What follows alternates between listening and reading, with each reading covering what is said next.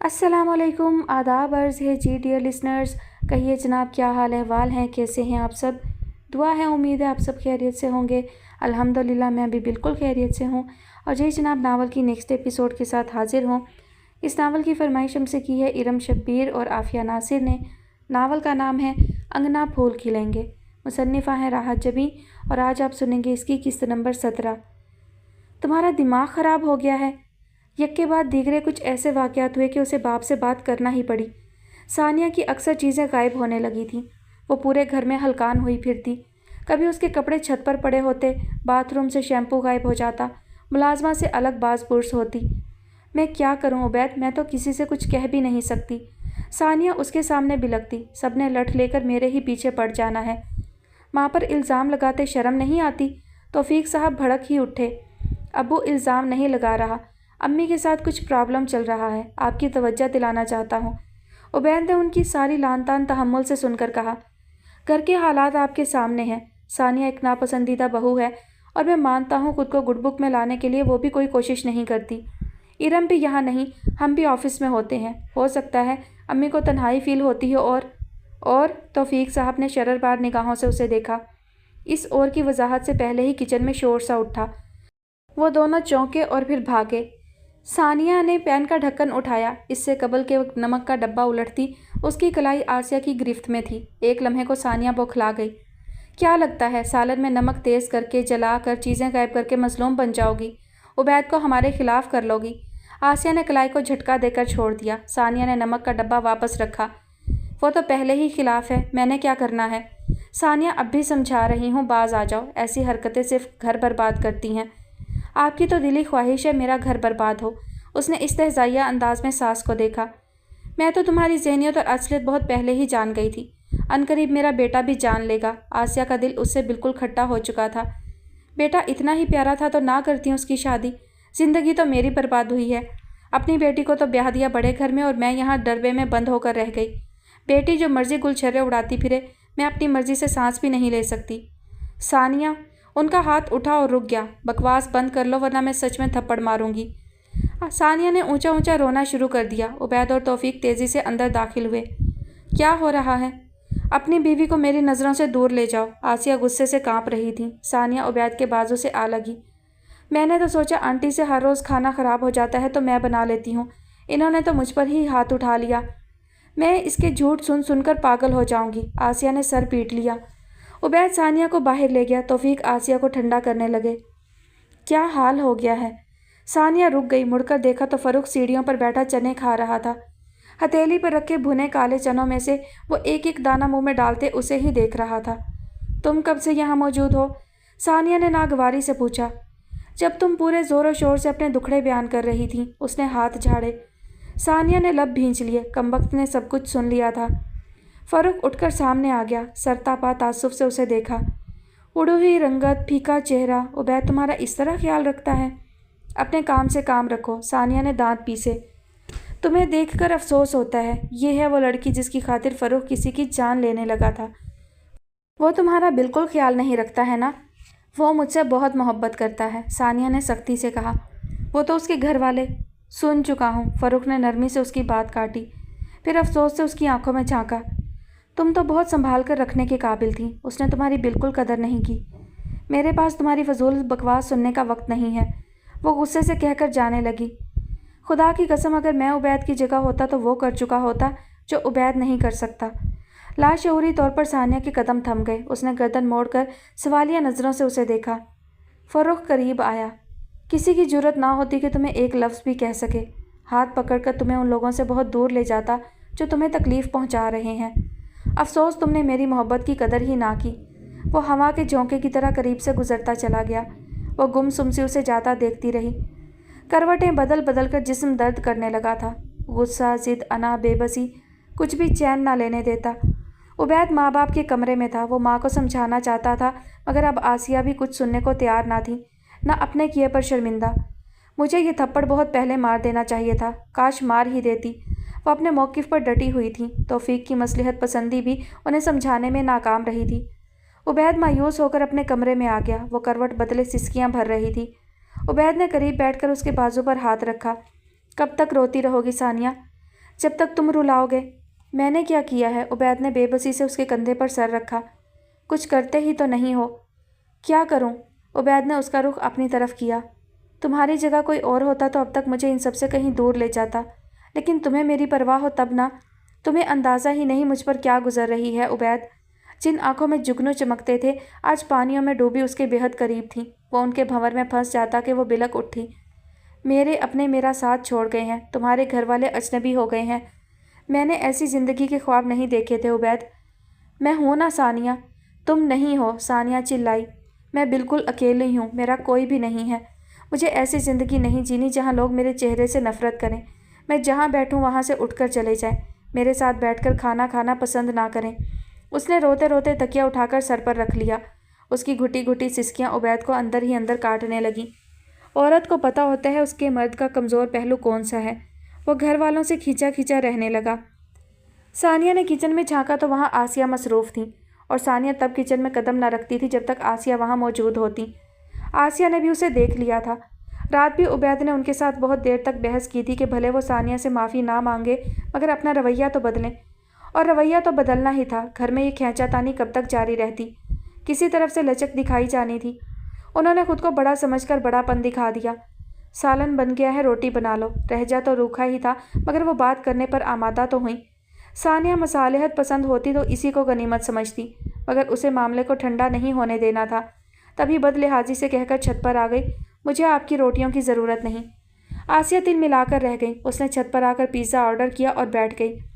अब मीठी छुरी बनकर सुलह करेंगी। छत पर रखे पौधे मुरझाने और मरने लगे थे।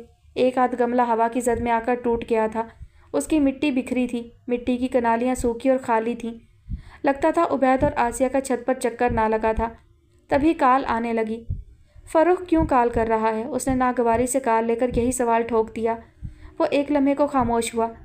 मुझे लगा तुम्हें किसी से बात करने की ज़रूरत है। सानिया को ताज्जुब महसूस हुआ। इसे कैसे पता चला वो इस वक्त खुद को कितना अकेला महसूस कर रही थी? मुझे इस बात का एहसास है, सबने तुम्हें अकेला छोड़ दिया है। तुम ऐसा क्यों सोचते हो? मैं तुम्हें छोड़ चुकी हूँ, कोई ताल्लुक़ नहीं हमारा। वो उसकी हमदर्दी पर उलझ गई। तुमसे क्या मांग रहा हूँ सानिया?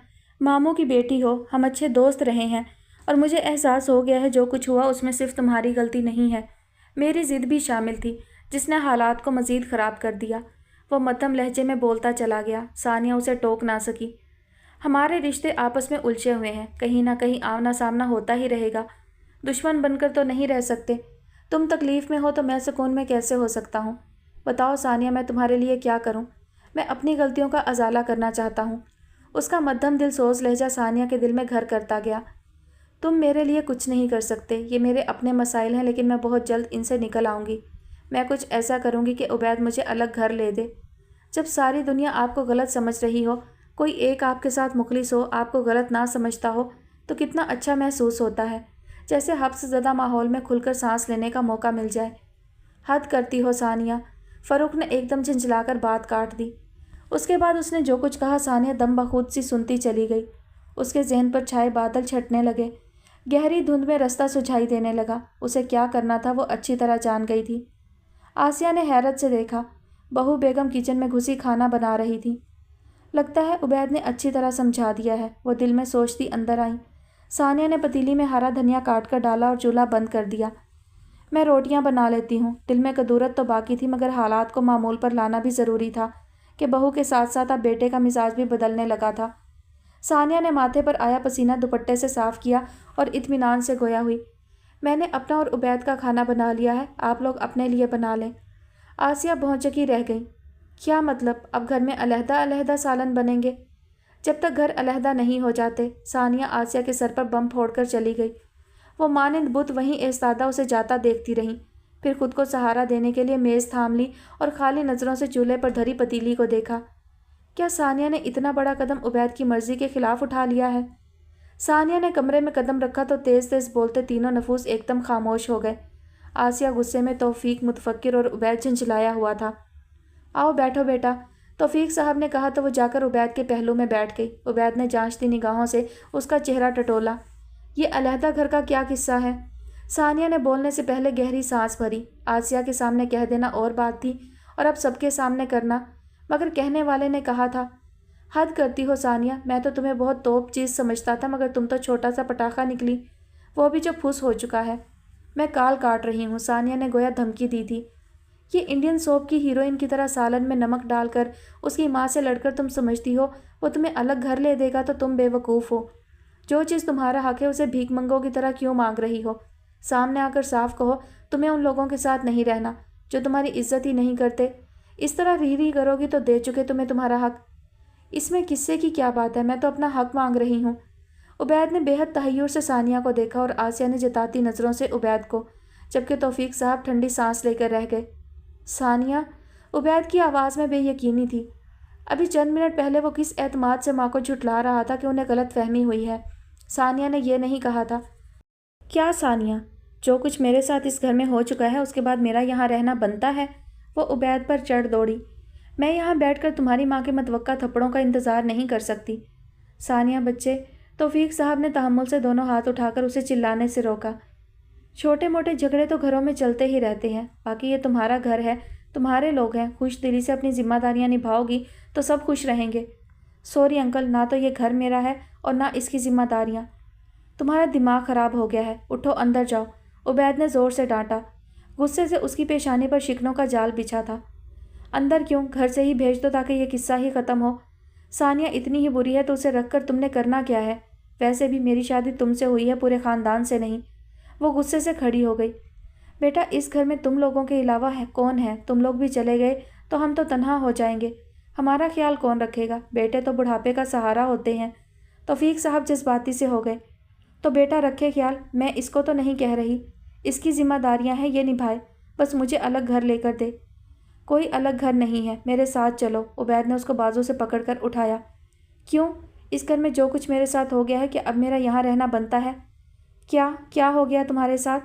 ضبط کرتے کرتے آسیہ کی بس ہو گئی۔ غصہ تو آنا ہی تھا۔ جو کچھ تم میرے اور ارم کے ساتھ کر چکی ہو اس کے باوجود ہم چپ ہیں اور تم ہو کے سر پر ہی چڑھتی آ رہی ہو۔ آسیہ، توفیق صاحب نے ٹوکا۔ کیا آسیہ؟ اس کی گستاخیاں حد سے بڑھتی جا رہی ہیں۔ یہ کوئی انوکھی بیاہ کر نہیں آئی، مل جل کر نہیں رہ سکتی، نہیں ذمہ داریاں اٹھا سکتی تو جائے یہاں سے۔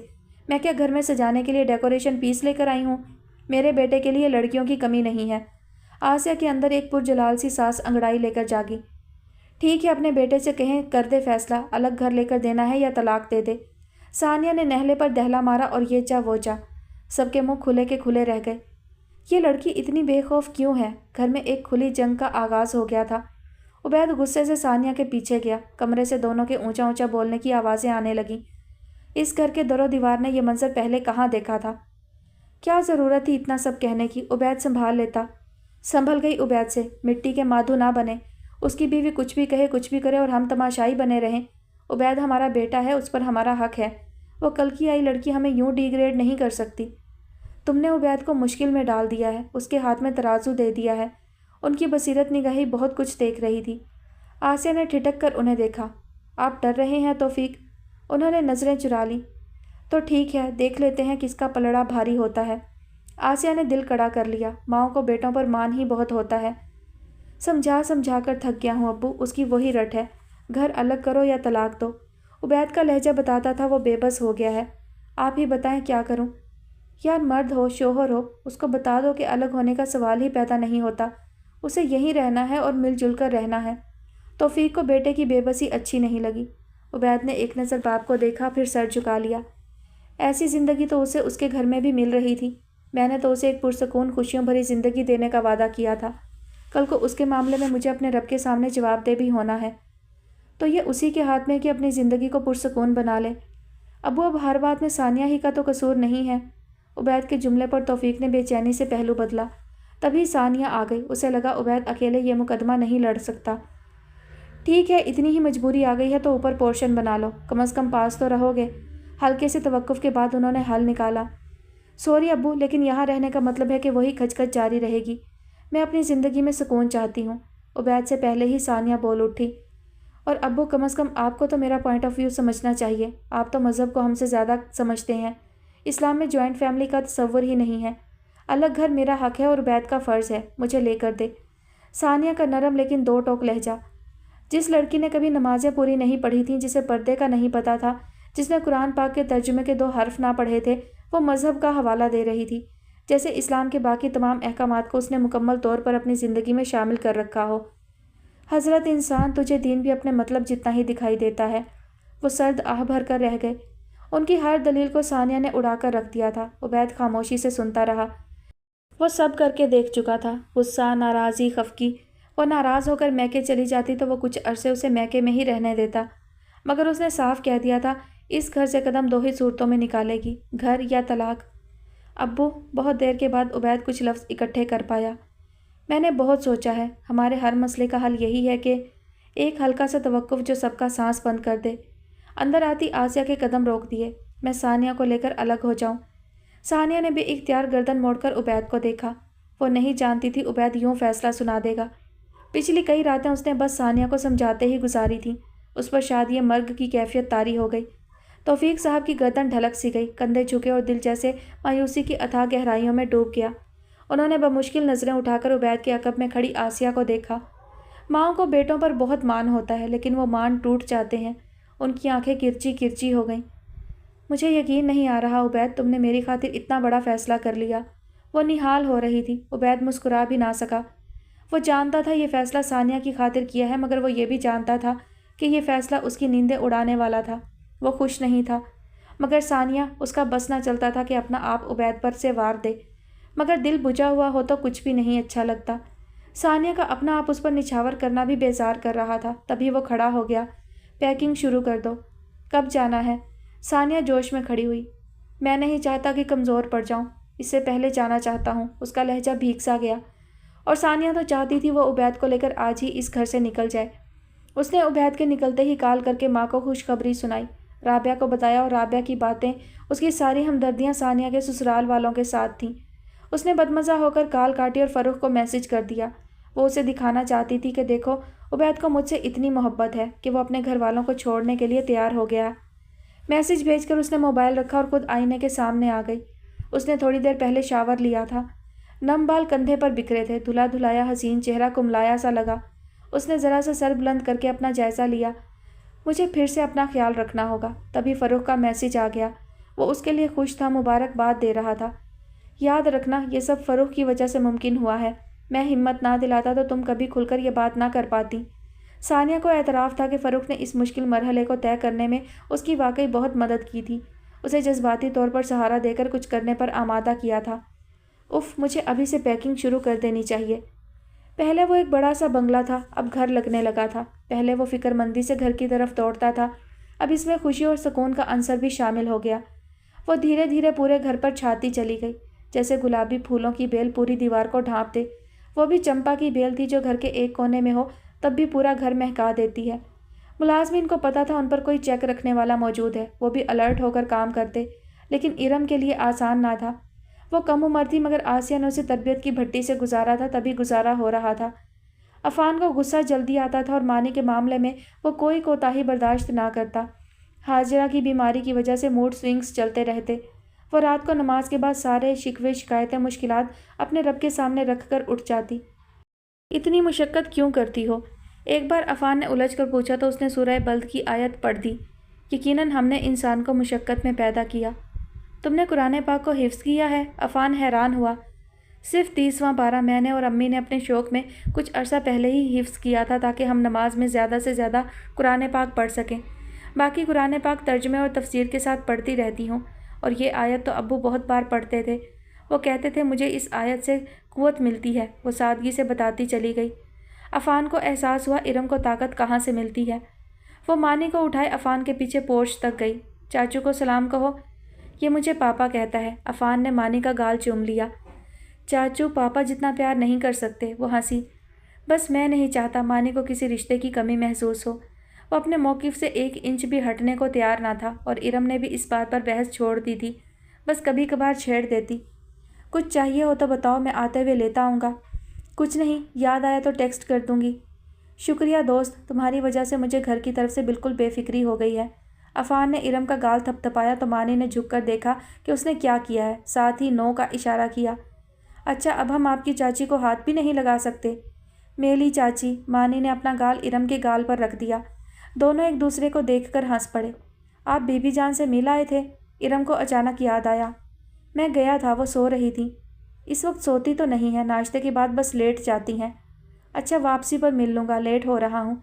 वो खुदा हाफिज़ कहकर चला गया। इरम तब तक वहीं खड़ी रही जब तक गाड़ी गेट से बाहर ना निकल गई। अंदर आई तो मुसर्रत ने उसका मोबाइल उसे थमा दिया। बहुत देर से बज रहा था।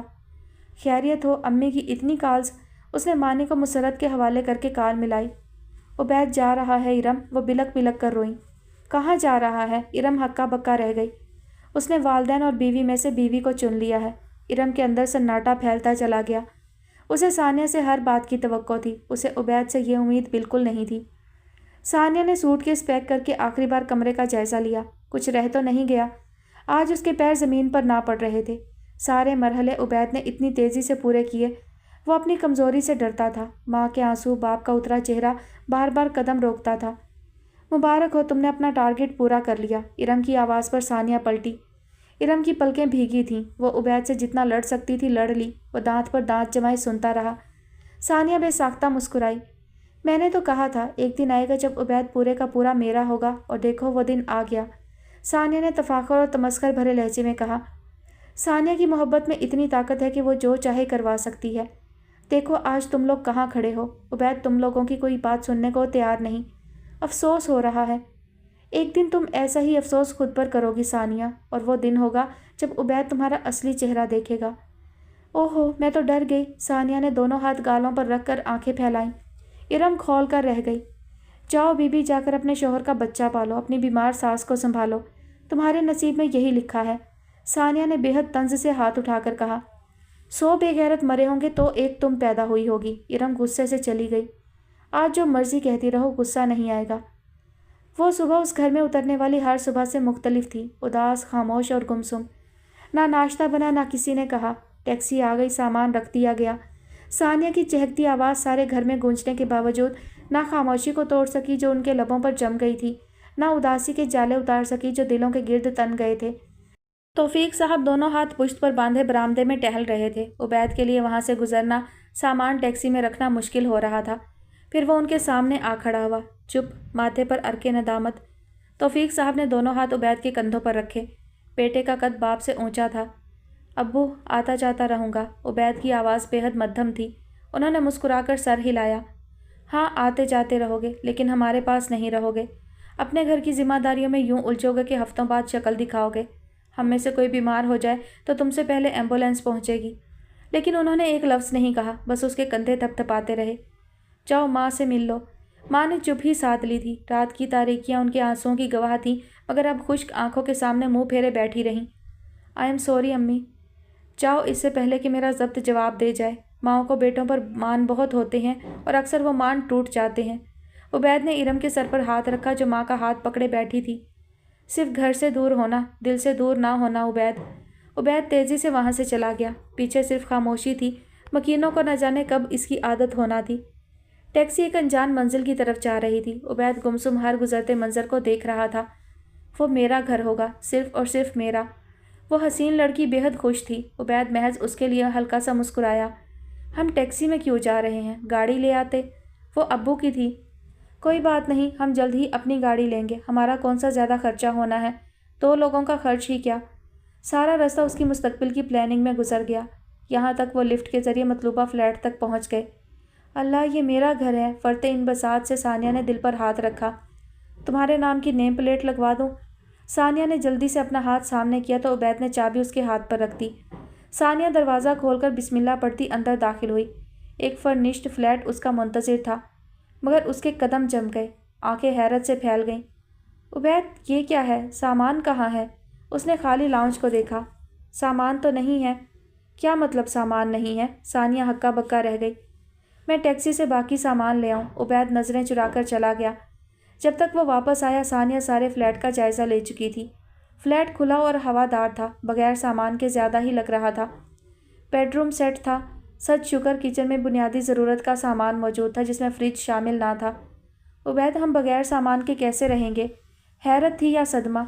फर्निश्ड फ्लैट का ख्वाब देखने वाली सानिया के लिए तो सदमा ही था। यार, हो जाएगा आहिस्ता आहिस्ता। उबैद ने बैग खींचकर एक तरफ रखे। क्या आहिस्ता आहिस्ता? मैं इस तरह कैसे रहूँगी? ना फर्नीचर है, ना फ्रिज, ना एसी। वो रोने वाली हो गई। ख्वाबों का महल धड़ाम से गिरा। ثانیہ میرے پاس اتنے ہی پیسے تھے، ایڈوانس اور رینٹ دے کر بس بیڈ روم ہی سیٹ کر پایا ہوں۔ فلیٹ رینٹ پر ہے، ایک اور صدمہ۔ 2-3 سال کی جاب میں نے اتنا تو نہیں جوڑ لیا کہ گھر خرید سکتا۔ وہ چڑ گیا۔ اتنا تو ہونا چاہیے تھا کہ گھر کا سامان خرید لیتے۔ مجھے کیا پتا تھا اس طرح الگ ہونا پڑے گا۔ تو جلدی کس بات کی تھی؟ ثانیہ دبے دبے انداز میں چلائی۔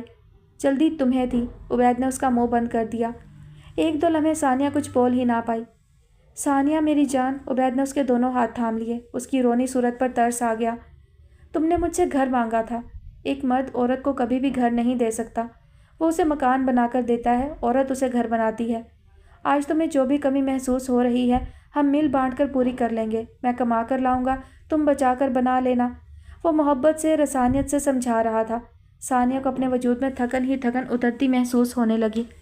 وہ سسرال سے جوتے کھاتے، تانے سنتے، ناقدری برداشت کر کے نکلی ہوتی تو شاید اسے یہ سب بھی قبول ہوتا، رومانٹک لگتا، مگر وہ تو سسرال کے پورا آسائش لائف سٹائل کی عادی ہو چکی تھی۔ کچھ عقل شریف میں آیا؟ عبید نے اس کے سر سے سر ٹکرایا۔ گھر سے ہی کچھ اٹھا لاتے۔ اس کے لہجے سے اس کی اندرونی ٹوٹ پھوٹ نمایاں تھی۔ وہاں تو سب کچھ امی کا تھا، کیسے اٹھا لاتا؟ تم پریشان ہو گئی؟ عبید نے اس کی ٹھوڑی چھو کر چہرہ اوپر کیا۔ نہیں تو، ثانیہ نے نظریں چرائیں۔ تم میرے پاس ہو، میں تمہارے ساتھ ہوں۔ یہ گھر صرف ہم دونوں کا ہے، صرف ہم دونوں کا، جہاں کوئی تیسرا ہمیں ڈسٹرب کرنے کو موجود نہیں۔ پھر پریشانی کیسی؟ اور تم ہی تو کہتی تھی کہ مجھے صرف تمہارا ساتھ چاہیے عبید، میں تمہارے ساتھ جنگل میں بھی رہ لوں گی۔ ثانیہ کو نہ جانے کیوں لگا وہ طنز کر رہا ہے، اسے سنبھلنا پڑا۔ ہاں لیکن میں نے کچھ اور سوچا تھا، وہ زیر لب بڑبڑائی۔ پریشان کیوں ہوتی ہو یار، سب ٹھیک ہو جائے گا۔ عبید نے اس کے گال تھپ تھپائے، تبھی بیل ہونے لگی۔ تم نے کھانا آرڈر کیا تھا؟ ثانیہ سنبھل کر دور ہوئی۔ ظاہر ہے، اجنبی جگہ پر اور کون آ سکتا تھا؟ فیصل ہوگا، اس کا فلیٹ بھی اسی بلڈنگ میں ہے۔ عبید دروازے کی طرف بڑھا تو ثانیہ بیڈ روم میں آ گئی۔ اس کا بالکل بھی دل نہیں تھا کہ فیصل سے سلام دعا کرے۔ فیصل سامان سے لدا پھندا تھا۔ Welcome home. تھینکس، اندر آ جاؤ۔ عبید نے راستہ دیا، ساتھ ہی پوچھا، یہ کیا اٹھا لائے ہو؟ کچھ کھانے پینے کا سامان ہے، سوچا تم لوگ تو سیٹنگ میں لگے ہوگے۔ اس نے سارے شاپر اور ڈبے کچن کاؤنٹر پر ڈھیر کیے۔ بس سیٹنگ ہی سیٹنگ ہے۔ چائے بنوا لو۔ دودھ نہیں ہے۔ لے کر آیا تھا، پتا تھا مجھے۔ فیصل نے چڑھایا۔ اب سونیا ہوتی تو کچھ پکا کر ہی بھیجتی۔ سونیا سے یہ امید مت رکھنا، عبید نے بے ساختہ کہا۔ اب کہاں کی امیدیں، تمہارا حال دیکھ کر تو۔ فیصل نے دانستہ جملہ ادھورا چھوڑ دیا۔ عبید محض گھور کر رہ گیا۔ لاؤنج میں بیٹھنے کو کچھ بھی نہیں ہے، تم چائے بنواؤ، میں 1-2 کرسیاں لے کر آتا ہوں۔ یہ تو نیکی ہوگی یار، قبضہ نہ زبان لینا، عارضی طور پر ہی لا رہا ہوں۔ امی، ارم نے بہت پیار سے ماں کو گلے لگایا۔ آسیہ جو خود کو سنبھال ہی نہ پا رہی تھیں، توفیق انہیں تسلی کیا دیتے، کمرے میں گھسے اپنی ڈھارس بندھا رہے تھے۔ ارم ان سے کتنا لڑی تھی کہ آپ نے اجازت کیوں دی؟ کیا کہتے، بیٹے نے اجازت نہیں مانگی تھی، فیصلہ سنایا تھا، اور جہاں بات اسلام کی آ جائے وہاں وہ کیا چراہ کرتے۔ جب چھوٹا تھا تو کبھی کبھی میری اور توفیق کی لڑائی ہو جاتی، یاد ہے نا دادی کتنی سخت طبیعت کی مالک تھیں، میں مقابلہ کیا کرتی، بس رونے بیٹھ جاتی تھی۔ آسیہ نے دونوں ہاتھوں سے اپنا آنسوں سے بھیگا چہرہ صاف کیا۔ ارم ہمہ گوش تھی۔ اچھا ہے، آسیہ بول کر اپنا غبار نکال لیں۔ ہمیشہ آ کر مجھ سے وعدہ کرتا، میں بڑا ہو گیا تو کبھی آپ کو رونے نہیں دوں گا۔ ان کے گالوں پہ ننھے معصوم ہاتھوں کا لمس جاگا۔ میں ہنس کر کہتی، اگر تمہاری بیوی نے مجھے رلایا تو کہتا تھا۔ وہ ہلکے سے توقف کے بعد گویا ہوئی، میں ایسی لڑکی سے شادی نہیں کروں گا، اور آج اسے میرے آنسو ہی دکھائی نہ دیے۔ ان کی آنکھیں لبالب بھر گئیں۔ اسے بیوی کے حقوق تو دکھائی دیے، ماں کے حوالے سے اپنے فرائض بھول گیا۔ امی بس کریں، بہت ہو گیا، جب اس نے آپ کی پرواہ نہیں کی تو آپ کو بھی زیادہ فکر کرنے کی ضرورت نہیں۔ ارم کو غصہ آ گیا، مگر آسیہ کی تسلی ہی نہ ہوتی۔ ان کی سمجھ میں نہیں آ رہا تھا ثانیہ کے معاملے میں ان سے کہاں غلطی ہوئی۔ جیسا بھی معاملہ ہوا انہوں نے درگزر ہی کیا، اور اگر کبھی غصہ آ بھی گیا تو وہ ماں سمجھ کر نظر انداز ہی کر دیتی۔ اس نے تو عبید کو ہی ان کے خلاف کر دیا۔ وہ آپ کے خلاف نہیں ہوا امی، صرف الگ ہوا ہے۔ وہ ماں کو سمجھا کر تھک گئی تھی۔ گھر والوں کا کیا ری ایکشن تھا؟ دونوں ٹیرس پر تھے۔ ظاہر ہے وہ ناراض ہیں۔ عبید کے لہجے میں تھکن اتر آئی۔ یہ فیصلہ آسان نہیں تھا۔ تمہیں نہیں لگتا تم نے جلدی کی؟ فیصل کو بھی اس کے فیصلے پر اعتراض تھا، مگر عبید نے فیصلہ کر لیا تھا تو اسے ساتھ دینا پڑا۔ اسی کی وجہ سے فلیٹ کے تمام معاملات اتنی جلدی حل ہوئے تھے۔ بعد میں بھی یہی ہونا تھا۔ پاس رہ کر دلوں میں نفرتیں ہی بڑھ رہی تھیں۔ عبید نے دونوں ہاتھ ریلنگ پر ٹکا کر نیچے جھانکا، جہاں بچے کھیل رہے تھے۔ ثانیہ گزارا کر لے گی؟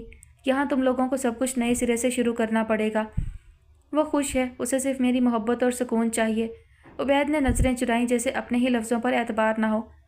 اچھی بات ہے، لیکن اس محبت اور سکون میں گھر والوں کو فراموش مت کر دینا۔ ماں باپ غلط بھی ہوں تو ان کا حق ختم نہیں ہو جاتا۔ جانتا ہوں، بے وقوف تو نہیں ہوں۔ عبید نے ناراضی سے سر جھٹکا۔ لگتے تو ہو، فیصل نے اس کے کندھے پر دھپ لگائی۔ اس نوک جھونک میں فیصل چلا گیا۔ عبید آیا تو ثانیہ کھانے پینے کی بچی اشیاء سنبھال رہی تھی۔ ناگواری سے پوچھنے لگی، چلا گیا؟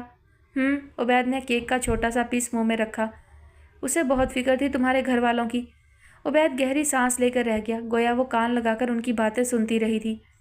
پرانا دوست ہے، ابو کے ساتھ بہت اٹیچڈ ہے۔ اسے زیادہ گھر میں لانے کی ضرورت نہیں۔ مجھے غیروں کا اس طرح گھر میں آنا جانا پسند نہیں۔ جس سے ملنا ہو باہر ہی مل لینا۔ ثانیہ کو وہ ابھی سے سسرالی جاسوس لگنے لگا تھا۔ فکر نہ کرو، وفادار انسان ہے، کبھی آیا بھی تو میری موجودگی میں ہی آئے گا۔ اب اس بچے ہوئے کیک کا کیا کروں؟ فریج ہوتا تو اسی میں سنبھال لیتی۔ مجھے دو نیچے بچے کھیل رہے ہیں، ان میں بانٹ دیتا ہوں۔ آسیہ کی عادت تھی، ہفتے میں ایک بار محلے کے بچوں میں کھانے کی کوئی نہ کوئی چیز ضرور بانٹتی تھی۔ خواہ رکھ دو، رات میں بھوک لگی تو کھا لیں گے۔ ثانیہ نے جلدی سے پلیٹ کھینچ لی۔ اور تم جلدی فریج کا بندوبست کرو، ورنہ تمہارا کیا اسی طرح ساری چیزیں محلے میں بانٹ دیا کرو گے۔ وہ فراخ دل ماں کا فراخ دل بیٹا تھا۔ ثانیہ کی تنگ دلی اچھی نہیں لگی۔ ابو کہتے تھے زندگی میں جس چیز کی فراوانی چاہتے ہو اسے بانٹنا شروع کر دو۔ وہ چپ کر گیا، اسے احساس ہو گیا تھا ثانیہ زندگی میں کچھ بھی نہیں بانٹ سکتی، نہ رزق نہ رشتے۔ نادرہ نے تو بڑی خوشی خوشی کال کی تھی کہ آخرکار بیٹی کو سکھ کا سانس نصیب ہو گیا۔ وہ اپنے گھر چلی گئی تھی۔ ثانیہ نے اپنے رونے شروع کر دیے۔ ہائے اللہ، تو یہاں سے کچھ اٹھا کر لے جاتی، میرے جہیز کا سامان تھا جو اٹھا لاتی۔ ثانیہ غصے سے ان پر ہی چڑھ دوڑی۔ خالی ہاتھ بیٹی کو رخصت کرتے یہ تو سوچ لینا تھا کہ بیٹی الگ ہوئی تو کیا لے کر جائے گی۔ ہاں تو سسرال کے ساتھ رہنا غیر اسلامی تھا تو جہیز کہاں سے اسلامی ہو گیا؟ نادرہ نے ترنت جواب دیا۔ ثانیہ جذبز ہو گئی، ماں کو بھی تانے دینے آ گئے تھے۔ نادرہ کو ہی ترس آیا۔ اچھا کوئی بات نہیں، آہستہ آہستہ سامان بھی آ جائے گا۔ اب اس بات کو لے کر جھگڑنے مت بیٹھ جانا، وہ تمہاری خاطر الگ ہوا ہے۔ میری تو ہر خوشی ہی ادھوری رہ جاتی ہے، میں ہی جانتی ہوں یہاں کیسے گزارا کرنا ہوتا ہے۔ اچھا وسیم کی شادی ہو جائے تو تمہارے ابا سے کہتی ہوں تمہیں کچھ سامان ڈلوا دیں، نادرہ نے تسلی دی۔ ڈلوا ہی نہ دیں، وسیم کی شادی کا سن کر ثانیہ دل ملا ہی گئی۔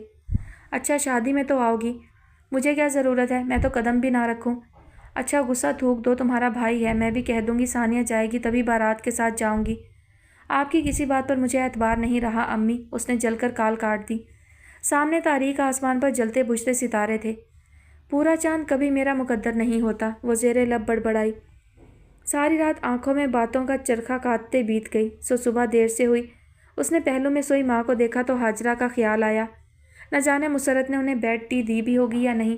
پھر دھیان آیا کہ اس نے تو یہ ذمہ داری ابھی سنبھالی ہے، مسرت تو کئی سالوں سے دیکھ رہی تھی۔ فریش ہو کر کچن میں آئی تو ہری مرچوں والے آملیٹ کی خوشبو ہر طرف پھیلی تھی۔ توفیق صاحب ناشتہ بنا چکے تھے۔ ابو یہ کیا؟ وہ اسے دیکھ کر مسکرائے۔ تم ماں بیٹی نے تو بھوک ہڑتال کر رکھی ہے تو میں کیا کروں، مجھے تو بھوک لگ رہی تھی۔ رات کسی نے بھی ڈھنگ سے کھانا نہیں کھایا تھا۔ امی تو ساری رات نہیں سوئیں اور آپ بھی یہ ظاہر مت کریں کہ آپ کو دکھ نہیں ہوا۔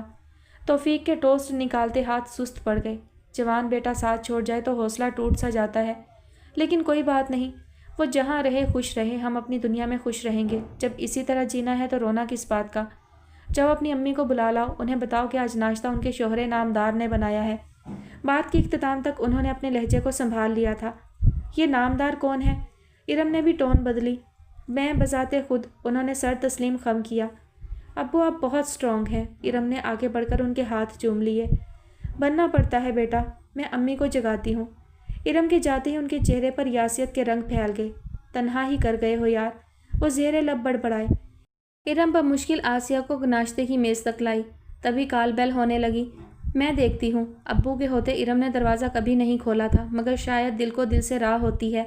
عفان اور مانی کو دیکھ کر وہ حیران رہ گئی۔ اتنی صبح سب ٹھیک ہے نا؟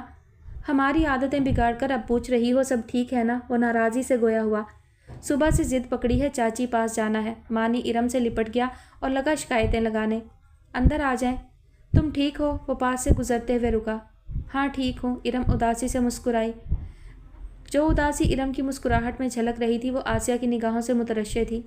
اداسی کے یہ رنگ عفان کے لیے نئے نہیں تھے، اس نے اپنی ماں کو بہت بار ان رنگوں میں بھیگتے دیکھا تھا۔ سب ناشتے کے لیے اصرار کرنے لگے مگر وہ ناشتہ کر کے آیا تھا، اس کا دل چاہا وہ آسیہ اور توفیق کو تسلی دے مگر لفظ ناکافی تھے۔ جو چلے جاتے ہیں ان کے رابطے بھی محدود ہو جاتے ہیں۔ کبھی کبھی مہینوں بعد یاد آتا ہے کہ جس گھر کو وہ ویران کر کے آئے ہیں وہاں برگد کے 2 بوڑھے درخت ایستادہ ہیں جن کی چھاؤں اوڑھ کر وہ سویا کرتے تھے۔ آج وہ بے برگ و بہار جوان اولاد کی چھایا کے منتظر ہیں۔ وہ بہت کچھ کہنا چاہتا تھا مگر وہ الفاظ مناسب نہ تھے، نہ ان کی تشفی کر پاتے، یہاں تک کہ وہ معذرت کر کے اٹھ گیا۔ ارم آتی جاتی رہے گی۔ کیوں نہیں، ضرور، اس کا اپنا گھر ہے۔ توفیق نے مسکرا کر پیار سے دیکھا۔ ارم مانی کو گود میں بٹھائے انڈا کھلا رہی تھی۔ مانی ارم کی ذمہ داری نہ تھا مگر وہ اسے اپنے شوہر کی ذمہ داری سمجھ کر خوش دلی سے نبھا رہی تھی۔ مانی نے عفان کے ساتھ جانے سے انکار کر دیا۔ ضد کرنے لگا تو توفیق نے اسے مانی کو چھوڑ جانے کو کہا۔ عفان متذبذب تھا۔ آپ لوگ تنگ ہوں گے۔ بالکل نہیں، ہمارا دل لگا رہے گا، توفیق صاحب نے خوش دلی سے کہا۔ میں پھر واپسی پر آپ دونوں کو پک کر لوں گا۔ وہ خدا حافظ کہہ کر چلا گیا۔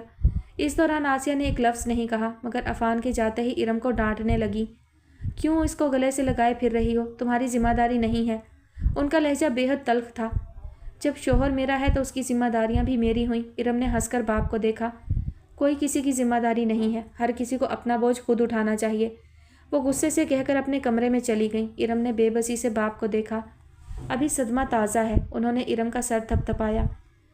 گڈ مارننگ، عبید نے آنکھیں کھولیں۔ نکھرا خوبصورت چہرہ اس کی نگاہوں کے سامنے تھا۔ رات بے چینی میں گزری، اجنبی جگہ پر نیند بھی روٹھی روٹھی رہی تو صبح آنکھ بھی وقت پر نہ کھلی۔ ثانیہ نے ساری رات خود سے لڑتے جھگڑتے خود کو سمجھا ہی لیا کہ اسے عبید کو اس بات کا احساس دلانا ہے کہ ان کا الگ ہونے کا فیصلہ بہترین فیصلہ تھا۔ آج مارننگ کچھ زیادہ ہی گڈ نہیں ہو گئی؟ اسے اچھا لگا ثانیہ کا ہنستا مسکراتا چہرہ، عبید کو جگانا، ورنہ شادی کے بعد سے اب تک وہی اسے جگاتا آ رہا تھا۔ بہت خوش ہو؟ عبید نے اس کے بکھرے بال سمیٹے۔ بہت، اتنی خوش ہوں کہ مجھے لگتا ہے ہماری آج ہی شادی ہوئی ہے۔ تو پھر چلیں؟ وہ اٹھ کر بیٹھ گیا۔ کہاں؟ ثانیہ نے حیرت سے پوچھا۔ ہنی مون پر، وہ سرگوشی میں ہنسا۔ بس رہنے دو، فرنیچر ڈلوانے کے پیسے نہیں ہیں اور ہنی مون پر لے جائیں گے۔ اٹھ جاؤ، ناشتہ بنا رہی ہوں۔ وہ ناک چڑھا کر کمرے سے نکل گئی۔ ناشتہ؟ عبید کی نگاہ وال کلاک پر گئی۔ امی نے بھی تو بنا لیا ہوگا۔ وہ زیر لب بڑبڑایا، پھر موبائل اٹھا کر جلدی سے ماں کا نمبر ملایا مگر کسی نے کال نہ اٹھائی، نہ ارم نے نہ توفیق صاحب نے۔ اس کے چہرے پر تفکرات کا جال بچھ گیا۔ کیا سب لوگ مجھ سے اتنا ناراض ہو گئے ہیں؟ دادی نے سنتے ہی کلیجہ تھام لیا۔ ثانیہ عبید کو لے کر الگ ہو گئی، اور بتانے والی کون؟ آصفہ۔